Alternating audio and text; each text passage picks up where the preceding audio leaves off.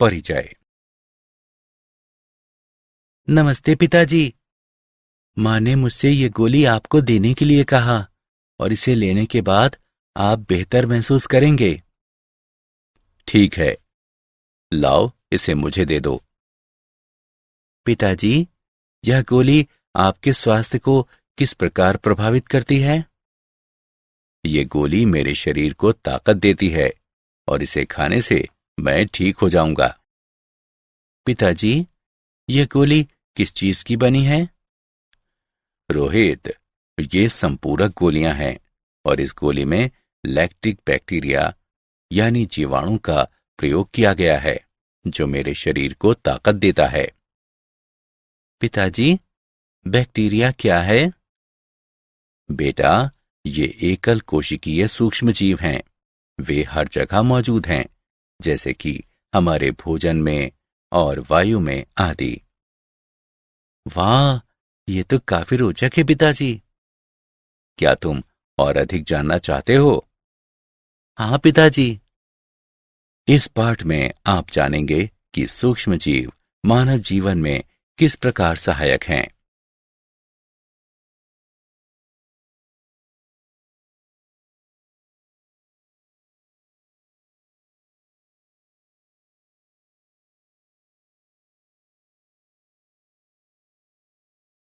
उद्देश्य। इस पाठ के अंत में आप निम्न करने में सक्षम हो जाएंगे। व्याख्या करना कि सूक्ष्म जीव हर जगह उपस्थित हैं। औद्योगिक स्तर पर सूक्ष्म जीवों से प्राप्त उत्पादों की व्याख्या करना। सूक्ष्म जीवों की सहायता से वाहित मल उपचार की व्याख्या करना। सूक्ष्म जीवों की सहायता से बायोगैस के उत्पादन की व्याख्या करना। जैव नियंत्रण कारकों के रूप में सूक्ष्म जीवों को जानना और जैव उर्वरकों के रूप में सूक्ष्म जीवों को समझना।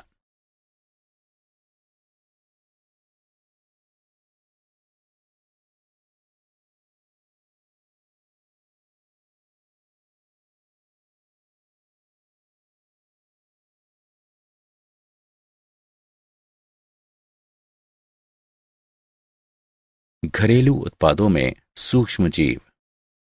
सूक्ष्म जीव बहुत छोटे जीव होते हैं। वे इतने सूक्ष्म होते हैं कि बिना किसी सूक्ष्मदर्शी के दिखाई नहीं देते, जबकि उनकी पृथ्वी पर अधिकता है। वे हर जगह रहते हैं, वायु, मृदा, चट्टान और जल में।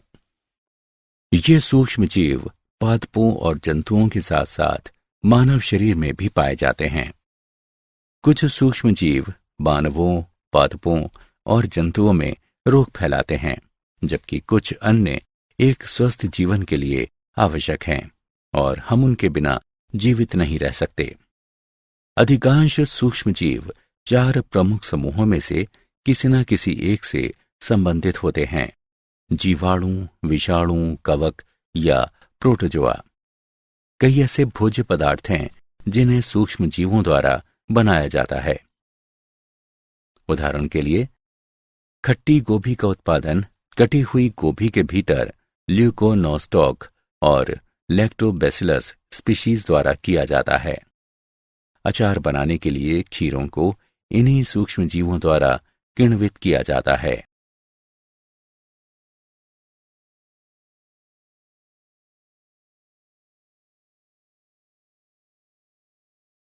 औद्योगिक उत्पादों में सूक्ष्म जीव। उद्योगों में सूक्ष्म जीवों का उपयोग पेयों, प्रतिजैविकों और अन्य उत्पादों का उत्पादन करने में होता है। औद्योगिक पैमाने पर हमें बहुत अधिक संख्या में सूक्ष्म जीवों की जरूरत होती है, इसलिए उन्हें बड़े पात्रों में पैदा किया जाता है, जिन्हें फर्मेंटर या किण्वक कहते हैं। किण्वित पेय। यीस्ट, स्कैरोमाइसीज, सेरेबेसी सभी अल्कोहलीय पेयों के लिए आवश्यक हैं। ये एक जीवित चीज है। आपके किण्विक पात्र में अरबों कोशिकाएं, सभी भूखे सूक्ष्म जीव जो शर्करा को कार्बन डाइऑक्साइड और अल्कोहल में बदल देते हैं। यीस्ट के अलग अलग प्रकार भिन्न भिन्न उत्पाद बनाते हैं, जैसे कि वाइन, बियर, विस्की आदि।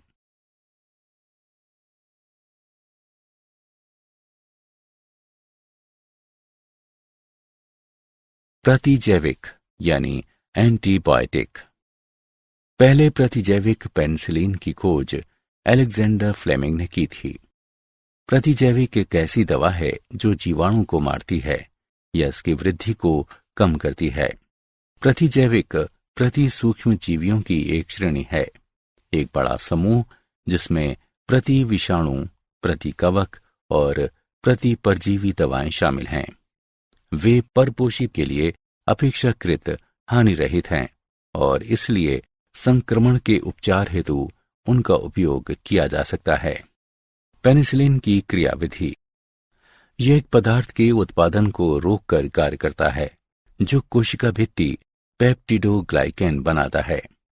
इसका अर्थ है कि कोशिका विभाजित हुए या नई कोशिका भित्ति को विकसित किए बिना ही निरंतर रूप से वृद्धि करेगी, इसलिए भित्ति दुर्बल हो जाएगी और फलस्वरूप टूट जाएगी।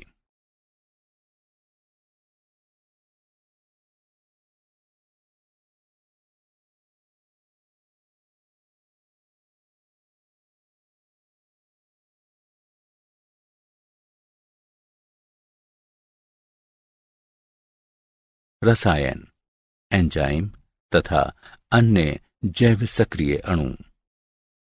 निम्नांकित तालिका कार्बनिक अम्लों और उनका उत्पादन करने वाले सूक्ष्म जीवों की एक सूची प्रदान करती है।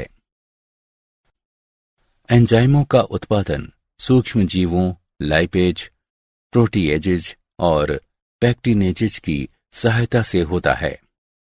लाइपेज एक ऐसा एंजाइम है जो भोजन की वसाओं को तोड़ने में प्रयुक्त होता है ताकि उन्हें आंतों द्वारा अवशोषित किया जा सके। प्रोटीएजेज का आशय एंजाइमों के उस समूह से है जिसका उत्प्रेरकीय कार्य प्रोटीनों के पेप्टाइड बंधों को तोड़ना है।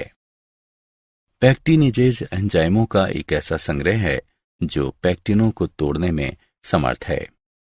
पैक्टिन एक ऐसा पदार्थ है जो पादप कोशिकाओं की कोशिका भित्ति को बनाए रखता है।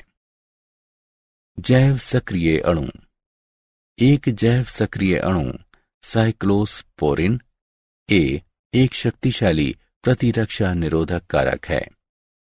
माइलोटॉक्सिटी की जिसकी कमी इसे नॉन स्टेरॉयडल दवाओं में अनूठा बनाती है, प्रतिरक्षा निरोधन के लिए वर्तमान में जो दी जाती है। इसका उत्पादन ट्राइकोडर्मा पॉलिस्पोरम कवक द्वारा किया जा सकता है।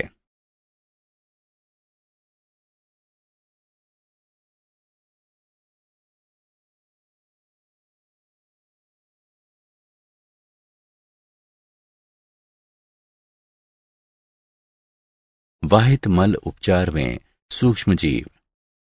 नगरीय व्यर्थ जल को वाहित मल कहते हैं, जिसमें बड़ी मात्रा में कार्बनिक द्रव्य तथा सूक्ष्मजीव होते हैं, जिनमें से कई रोगजनक होते हैं और कुछ परपोषित होते हैं।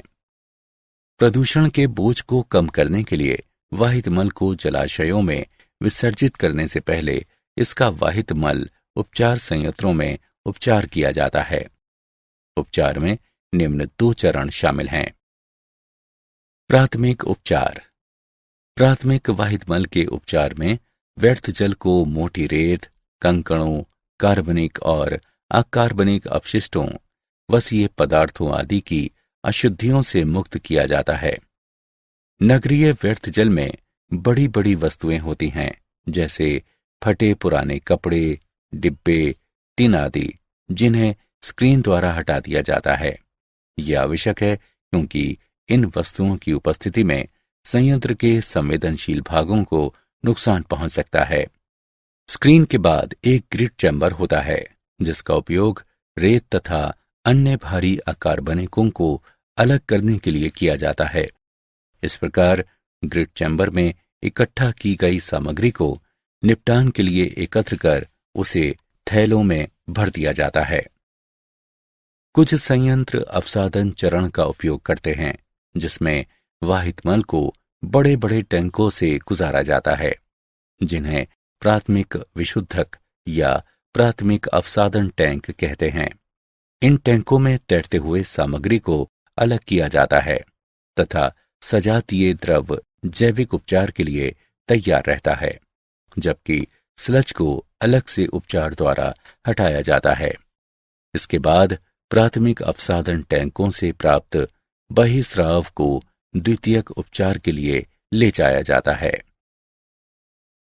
द्वितीयक उपचार या जैव उपचार। वाहित मल की जैविक सामग्री जैसे मानवीय अपशिष्ट, भोजन अपशिष्ट, साबुनों और डिटर्जेंट को अलग करने के लिए द्वितीयक वाहित मल जल उपचार विधि वायवीय जैव प्रक्रियाओं का उपयोग करती है। इस विधि में जीवाणु और प्रोटोजोआ प्राकृतिक रूप से सड़ने योग्य विलय कार्बनिक अशुद्धियों को जीवाणु झुंड में बदल देते हैं। इससे बहिस्राव की बीओडी यानी बायोकेमिकल ऑक्सीजन डिमांड घटती है। बीओडी का आशय ऑक्सीजन की उस मात्रा से है जिसकी वायवीय सूक्ष्म जीवों को जल के एक नमूने में कार्बनिक द्रव्य को अवघटित करने के लिए आवश्यकता होती है, जैसे कि जो वाहित मल द्वारा प्रदूषित होते हैं। इसका जल प्रदूषण की सीमा की माप के रूप में प्रयोग किया जाता है। जब बहिस्राव का बीओडी पर्याप्त रूप से घट जाता है तो बहिस्राव को अंतिम निसादन टैंकों से गुजारा जाता है, जहां जीवाणु झुंड अवसाद में परिवर्तित होता है। यह अवसाद सक्रियित आपंक कहलाता है। सक्रियित आपंक के छोटे से भाग को फिर से वापस वायवीय टैंक में पंप करते हैं, जो एक निवेश द्रव्य के रूप में कार्य करता है, और अधिकांश भाग का उपयोग बायोगैस के उत्पादन में होता है। पुनः चक्रित जल का उपयोग कृषि कार्यों में किया जाता है।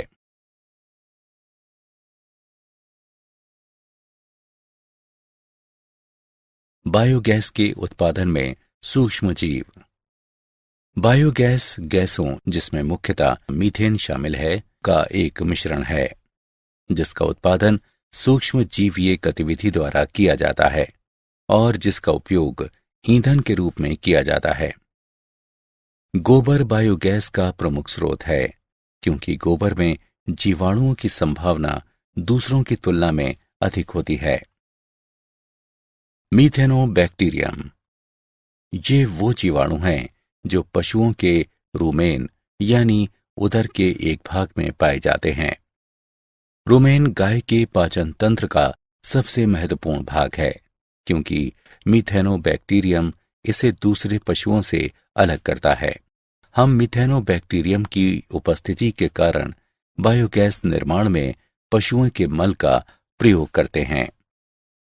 मीथेनोबैक्टीरियम मीथेन गैस का निर्माण करते हैं, जो अत्यधिक ज्वलनशील होती है। ग्रामीण क्षेत्रों में हम बायोगैस संयंत्र देख सकते हैं। ये जीवाणु बायो अपशिष्ट को उपयोगी खाद में भी बदल सकता है। बायोगैस संयंत्र। बायोगैस संयंत्र एक ईंट और सीमेंट की अवसंरचना होती है, जिसमें निम्न 5 भाग होते हैं: मिश्रण टैंक, निवेश कक्ष, डाइजेस्टर, निर्गत कक्ष और ओवरफ्लो टैंक। क्रियाविधि। जैव द्रव्य के विविध रूपों को जल की बराबर मात्रा के साथ मिश्रण टैंक में मिलाया जाता है। ये कर्दम का निर्माण करता है। कर्दम को निवेश कक्ष के माध्यम से डाइजेस्टर में भरा जाता है। जब डाइजेस्टर आंशिक रूप से कर्दम द्वारा भर जाता है तो कर्दम को भरना रोककर संयंत्र को लगभग 2 माह के लिए अप्रयुक्त छोड़ दिया जाता है। इन 2 माह के दौरान कर्दम में उपस्थित अवायवीय जीवाणु जल की उपस्थिति में जैव द्रव्य को अपघटित या किण्वित करते हैं। अवायवीय किण्वन के फलस्वरूप बायोगैस का निर्माण होता है, जो डाइजेस्टर के गुंबद में एकत्र होने लगती है। जब अत्यधिक बायोगैस जमा हो जाती है तो बायोगैस बलों द्वारा आरोपित दाब से प्रयुक्त कर्दम निर्गत कक्ष में चली जाती है। निर्गत कक्ष से प्रयुक्त कर्दम ओवरफ्लो टैंक में पहुंचती है। प्रयुक्त कर्दम को मानवीय तरीके से ओवरफ्लो टैंक से निकाल लिया जाता है और इसका उपयोग पादपों के लिए खाद के रूप में किया जाता है। जब भी बायोगैस की आपूर्ति की जरूरत होती है, पाइपलाइनों के एक सिस्टम से जुड़े गैस वाल्व को खोल दिया जाता है। जैव नियंत्रण कारक के रूप में सूक्ष्म जीव। जैव नियंत्रण पीड़क जीवों की संख्या को विनियमित करने के लिए एक जीव का सोद्देश्य उपयोग है। पीड़क तथा रोगों का जैव नियंत्रण विभिन्न परभक्षी कीटों या कणों या परजीवी पर्रों या सूत्रकृमियों के उपयोग द्वारा किया जा सकता है, जो पीड़क को घातक जीवाणु वाली बीमारियों से संक्रमित कर देते हैं। ये खाने योग्य तथा सजावटी पादपों दोनों के लिए पीड़क नियंत्रण की एक सुरक्षित विधि है, जो सही दशाओं में उत्कृष्ट परिणाम दे सकती है। उदाहरण के लिए, बैसिलस थोरिनजिएंसिस एक ऐसा जीवाणु है जिसके बीजाणु कुछ कीटा लार्वा के लिए जहरीले होते हैं और उन्हें मार देते हैं, लेकिन अन्य कीटों के लिए हानि रहित हैं। पादप रोगों का उपचार या नियंत्रण के लिए एक अन्य जैव नियंत्रण विकसित किया जा रहा है, जो कवक ट्राइकोडर्मा है, जो मृदा तथा मूल पारिस्थितिक तंत्र में मुक्त जीवित होता है और कई पादप रोगों के विरुद्ध प्रभावी है।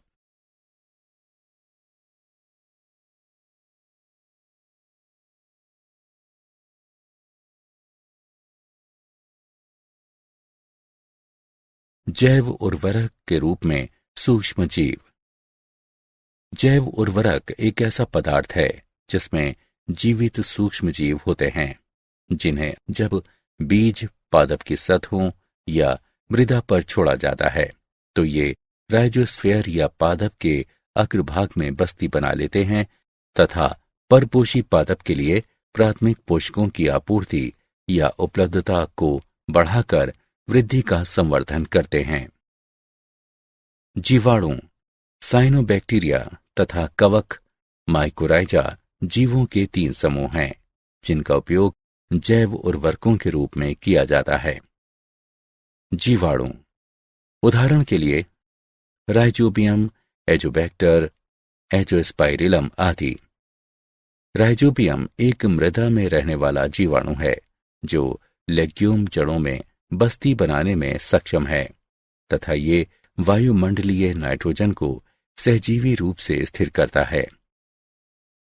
साइनोबैक्टीरिया, जलीय दशा में साइनोबैक्टीरिया वृद्धि करते हैं, वायुमंडलीय नाइट्रोजन को स्थिर करते हैं तथा वातावरण में एमिनो अम्ल, प्रोटीन और दूसरे वृद्धि प्रेरक पदार्थों को मुक्त करते हैं। साइनोबैक्टीरिया के उदाहरण साइटोनेमा, नील हरित शैवाल, माइक्रोसिस्टेस आदि। कवक या माइकोराइजा। माइकोराइजा कवक के समूह होते हैं जो पादपों की जड़ों में वृद्धि करते हैं। वास्तव में ऐसे नवोद्भिद जिनमें माइकोराइजा वाले कवक होते हैं, पौधारोपण के बाद अपनी जड़ों पर बेहतर तरीके से वृद्धि करते हैं और तेजी से बढ़ते हैं। कवकीय सहजीवी पादप से आश्रय और भोजन प्राप्त करते हैं। बदले में पादप कई प्रकार के लाभ अर्जित करता है, जैसे कि फास्फोरस, लवणता का अवशोषण और सूखे के प्रति सहनशीलता, जल संतुलन को बनाए रखना तथा कुल मिलाकर पादप में वृद्धि और विकास करना।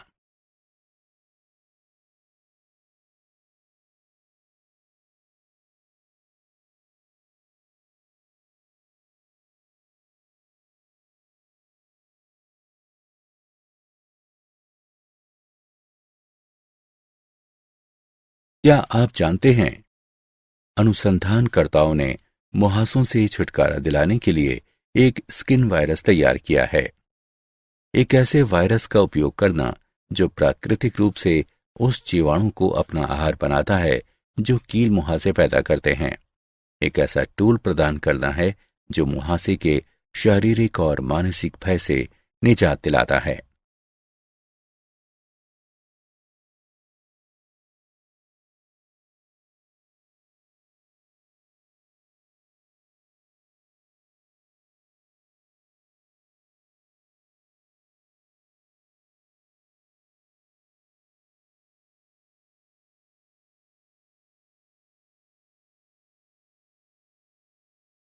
सारांश। आइए हमने जो कुछ सीखा है उसे संक्षेप में दोहराएं। सूक्ष्म जीव बहुत ही छोटे जीव होते हैं। वे इतने सूक्ष्म जीव होते हैं कि बिना किसी सूक्ष्मदर्शी के दिखाई नहीं देते, जबकि उनकी पृथ्वी पर अधिकता है। वे हर जगह रहते हैं, वायु, मृदा, चट्टान और जल में। अधिकांश सूक्ष्म जीव 4 प्रमुख समूहों में से किसी न किसी एक से संबंधित होते हैं: जीवाणु, विषाणु, कवक या प्रोटोजोआ। उद्योगों में सूक्ष्म जीवों का उपयोग पेयों, प्रतिजैविकों और अन्य उत्पादों का उत्पादन करने में होता है।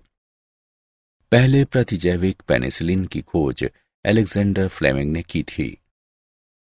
एंजाइमों का उत्पादन सूक्ष्म जीवों, लाइपेज, प्रोटीएजेज और पेक्टिनेजेज की सहायता से होता है।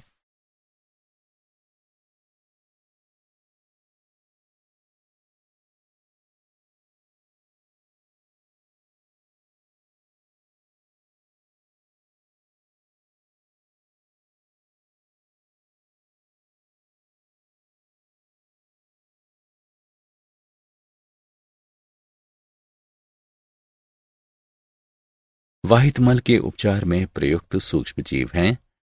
उपचार में 2 चरण शामिल हैं: प्राथमिक उपचार और द्वितीयक उपचार। बायोगैस गैसों का एक मिश्रण है जिसमें मुख्यतः मीथेन शामिल होती है, जिसका उत्पादन सूक्ष्म जीवीय गतिविधि द्वारा किया जाता है और जिसका उपयोग ईंधन के रूप में किया जा सकता है। बायोगैस का उत्पादन बायोगैस संयंत्र में किया जाता है। बायोगैस संयंत्र ईंट और सीमेंट की अवसंरचना होती है। इसमें निम्न 5 भाग होते हैं: मिश्रण टैंक, निवेश कक्ष, डाइजेस्टर, निर्गत कक्ष और ओवरफ्लो टैंक।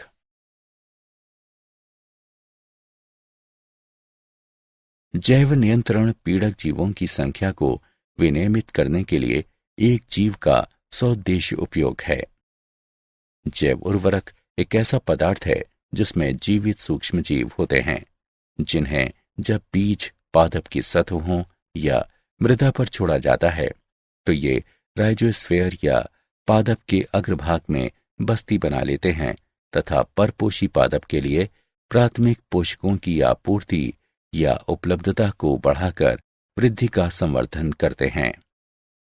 जीवाणु, साइनोबैक्टीरिया तथा कवक यानी माइकोराइजा जीवों के 3 समूह हैं जिनका उपयोग जैव उर्वरकों के रूप में किया जाता है।